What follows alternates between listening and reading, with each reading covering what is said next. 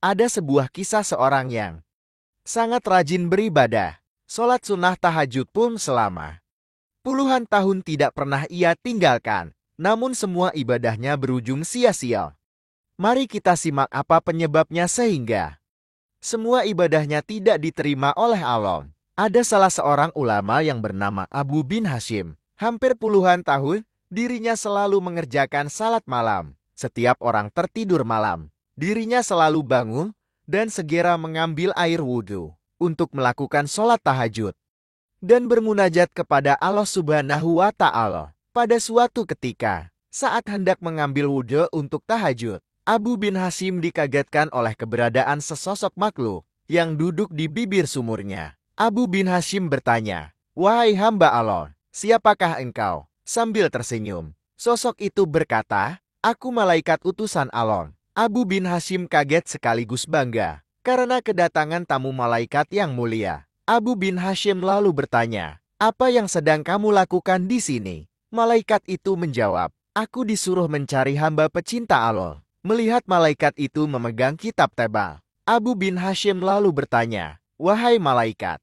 buku, apakah yang engkau bawa?" Malaikat menjawab, "Ini adalah kumpulan nama hamba-hamba pencinta Allah." Mendengar jawaban malaikat itu, Abu bin Hashim berharap dalam hatinya, namanya ada di situ. Maka ditanyalah malaikat itu, "Wahai malaikat, apakah ada namaku di situ?" Abu bin Hashim merasa yakin bahwa namanya ada di buku itu. Mengingat amalan ibadahnya yang tidak kenal putusnya, selalu mengerjakan salat tahajud setiap malam, berdoa dan bermunajat kepada Allah Subhanahu wa Ta'ala di sepertiga malam. "Baiklah, aku buka," kata malaikat sambil membuka kitab besarnya. Dan ternyata malaikat itu tidak menemukan nama Abu bin Hashim di dalamnya. Karena tidak percaya, Abu bin Hashim meminta malaikat mencarinya sekali lagi. "Betul namamu tidak ada di dalam buku ini," kata malaikat. Abu bin Hashim pun gemetar dan jatuh tersungkur di depan malaikat. Dia menangis sejadi-jadinya. "Rugi sekali diriku yang selalu tegak berdiri di setiap malam dalam tahajud dan bermunajat. Tetapi namaku tidak masuk dalam golongan para hamba pencinta Allah," kata Abu bin Hashim sambil menangis. Melihat itu, malaikat berkata, "Wahai Abu bin Hashim,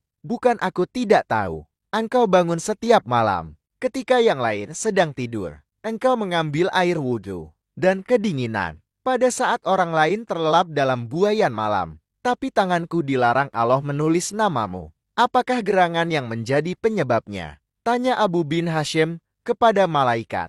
"Engkau memang bermunajat kepada Allah, tapi engkau pamerkan dengan rasa bangga kemana-mana dan asik beribadah memikirkan diri sendiri. Di kanan kirimu ada orang sakit atau lapar. Tidak engkau tengok dan beri makan. Bagaimana mungkin engkau dapat menjadi hamba pencinta Allah kalau engkau sendiri tidak pernah mencintai hamba-hamba yang diciptakan Allah?" Kata malaikat itu. Abu bin Hashim seperti disambar petir di siang bolong. Dia tersadar, hubungan ibadah manusia tidaklah hanya kepada Allah semata, hablu minalam, tetapi juga ke sesama manusia, hablu minannas, dan kepada alam. Dari kisah ini dapat kita ambil pelajaran ternyata ibadah serajin apapun, kalau niat memamerkan niat, dianggap manusia, dan tidak peduli dengan kesusahan yang melanda di sekitarnya, maka akan dibenci oleh Allah Subhanahu wa Ta'ala. Malah banyak dalam kisah dan hadis Rasul bahwa serajin apapun ibadah, kalau Anda kekenyangan, penuh harta,